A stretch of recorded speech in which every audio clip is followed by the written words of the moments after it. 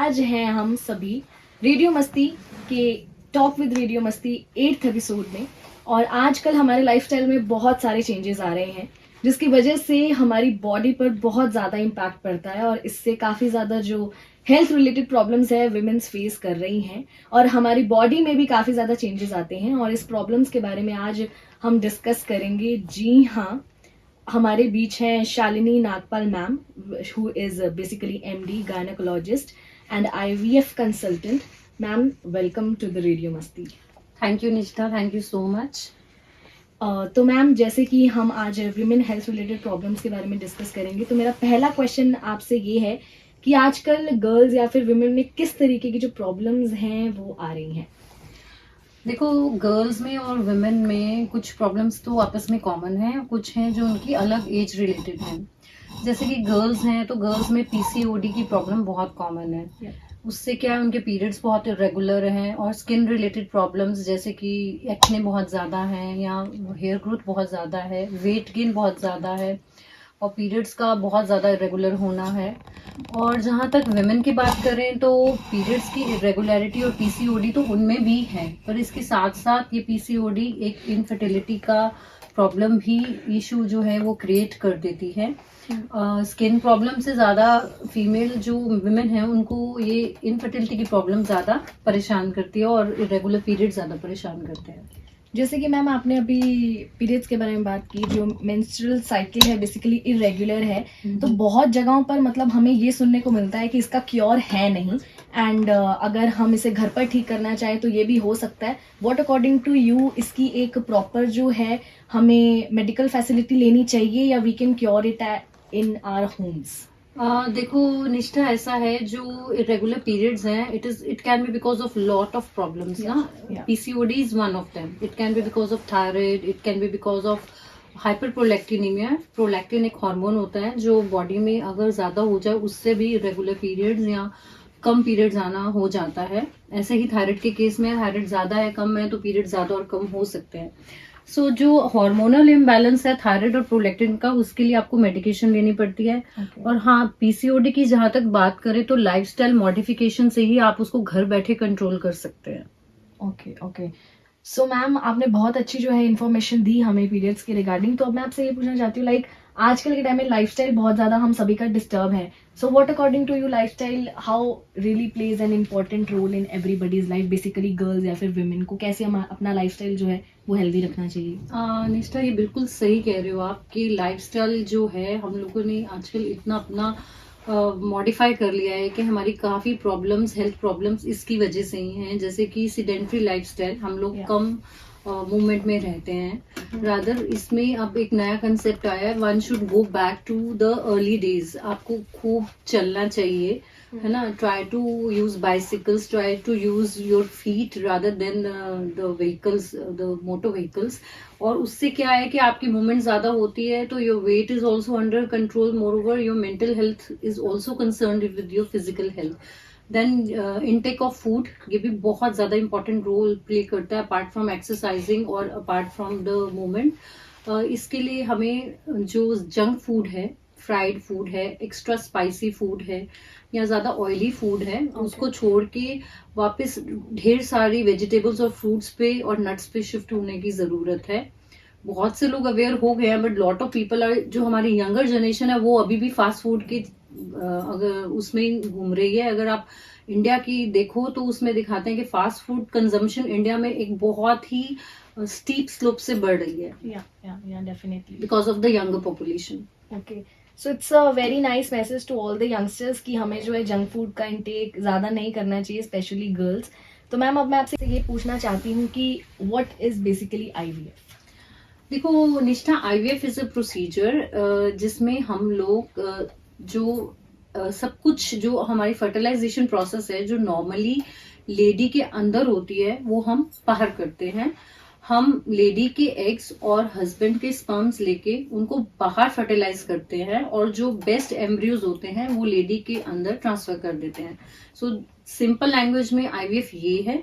और इससे ये होता है कि जो लोग खुद से प्रेग्नेंट नहीं हो पा रहे हैं, बहुत देर हो गई है और उनकी कोई प्रॉब्लम है जिस वजह से लाइक ट्यूब्स ब्लॉक है, तो ऐसे पेशेंट्स को बहुत फायदा होता है आईवीएफ से।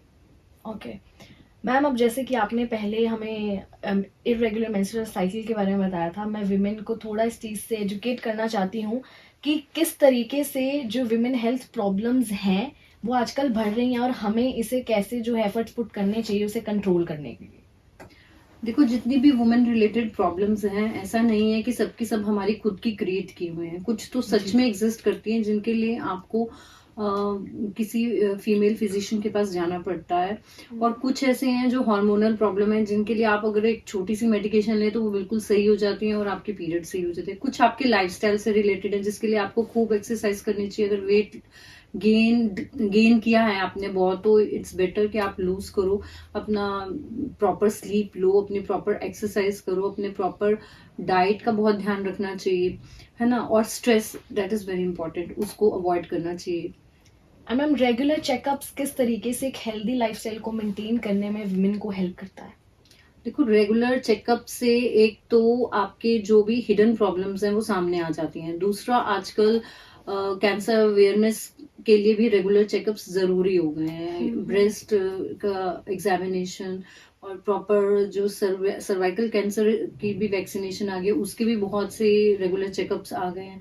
तो वो सब पेशेंट को करवाने चाहिए। उससे हम बहुत सी dangerous as well as simple problems को फाइंड आउट करके उनके इजी सोल्यूशंस ले सकते हैं। जैसे मैम आपने मेडिकेशन के बारे में बताया और आपने अभी स्ट्रेस और एंजाइटी के बारे में भी बात की, तो sometimes women just indulge themselves into taking the medications of stress and anxiety, and if they are taking the medication of the irregular periods of a menstrual cycle, तो क्या ये दोनों मेडिसिन आपस में मतलब कुछ ऐसा क्लैश वाला सीन है, या whether they have to just concentrate on their irregular circle? देखो, ऐसा है, मैं ऐसा मानती हूँ, आपको स्ट्रेस हो ही क्यों, सबसे Yeah. पहले तो यू शुड सी कि मुझे स्ट्रेस क्यों है, और उसका एक हेल्दी और परमानेंट सोल्यूशन ढूंढना चाहिए rather on jumping to medications. Okay. क्योंकि स्ट्रेस जो है, जो आपकी मेडिसिन है, वो तो आपके स्ट्रेस को टेम्परेरीली रिलीव कर रही है, बट Yeah. वो उसको जड़ से नहीं निकालेगी। Causing factor has to be remove first, है ना। Yeah. तो आप हर विमेन को चाहिए कि वो कॉजिंग फैक्टर को रिमूव करे, because stress is very harmful. About 30% of females, they don't get pregnant if they are stressed. Yeah, मतलब yeah. stress contributes so much, you know. और अगर स्ट्रेस नहीं होती तो पीरियड्स भी अपने आप कई बार रेगुलर हो जाते हैं। जी मैम, विमेन अपनी हेल्थ प्रॉब्लम्स को लेकर कभी कभार जो डॉक्टर्स हैं या फिर गाइनीज हैं उनके आगे हेजिटेट कर जाती हैं that what they are actually feeling from inside.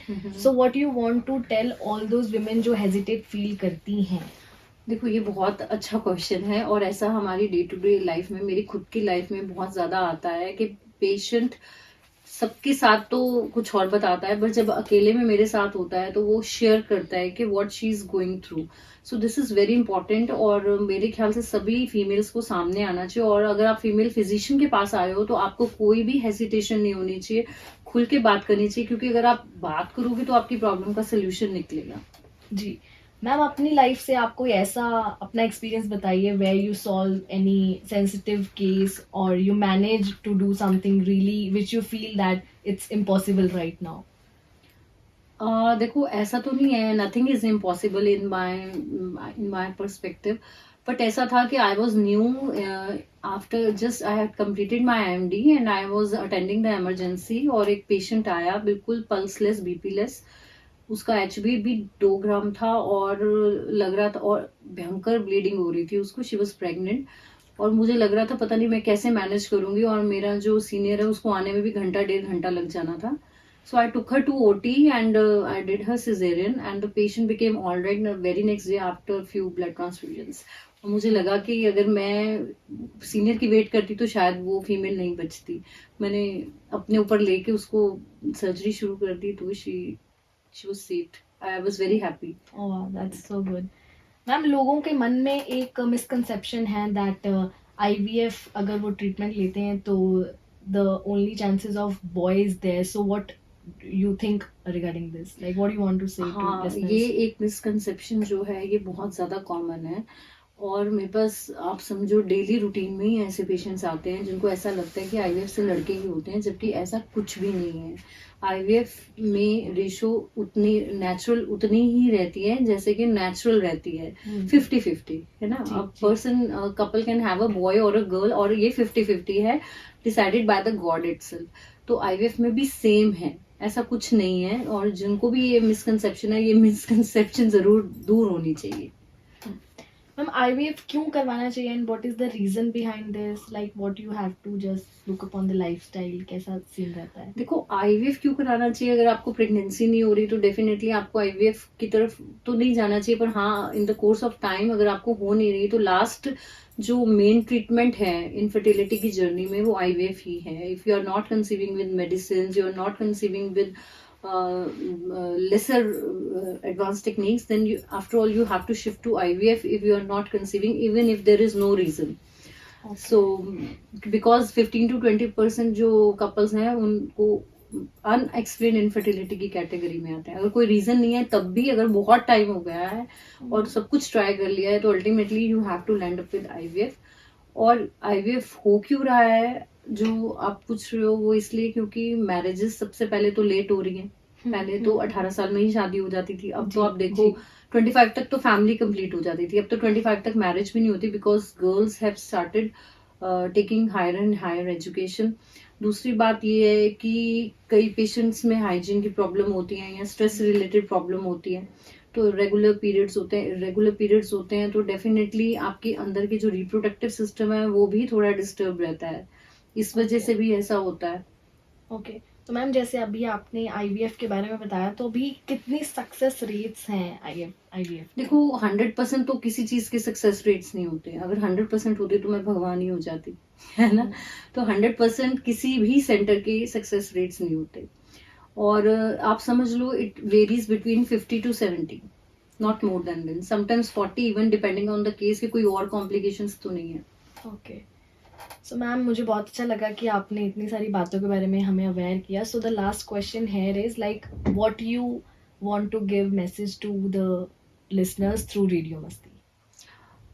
मेरा मैसेज लिसनर्स को ये रहेगा कि अगर आप किसी भी तरह की हेल्थ प्रॉब्लम से, फीमेल्स को रहेगा कि आप किसी भी तरह की हेल्थ प्रॉब्लम से जूझ रहे हैं तो डेफिनेटली आप अपने फिजिशियन को ज़रूर मिलिए, और अगर आप विमेन रिलेटेड प्रॉब्लम से जूझ रहे हैं तो गायनेक को ज़रूर मिलिए, और अगर आपको इनफर्टिलिटी में दिक्कत आ रही है तो डेफिनेटली आप ज़रूर, अब इतना ज़्यादा साइंस ने तरक्की कर ली है कि हर चीज़ का सोल्यूशन है, आप भगवान के भरोसे नहीं बैठ सकते ना। और इसमें स्पाउस को भी अपनी वाइफ को सपोर्ट करना चाहिए, पूरी फैमिली को सपोर्ट करना चाहिए, तब जाके आपका मिशन जो है, जो आप सपना देखते हो कि हमारे घर में कुछ अच्छे से छोटा सा बच्चा हो, वो तब पूरा होता है। और सबको फैमिली सपोर्ट से होता है, ये खाली एक डॉक्टर के आईवीएफ करने से नहीं होता कुछ भी। तो सबको, जिसके भी घर में ये प्रॉब्लम है, उसको जरूर आगे आना चाहिए और इसका लेना चाहिए इलाज। Everything is possible. Yeah thank you for spreading so many informative things, and जो आपने मैसेज दिया वो बहुत ही ज़्यादा ब्यूटीफुल है और इन्फॉर्मेटिव है, एंड आई होप लिसनर्स को ये सभी बातें जो हैं समझनी चाहिए और इम्प्लीमेंट करनी चाहिए अपनी लाइफ में। 89.6 FM रेडियो मस्ती में आप थे आरजे निष्ठा के साथ। मिलती हूँ अभी थोड़ी देर में। Stay tuned. Thank you ma'am.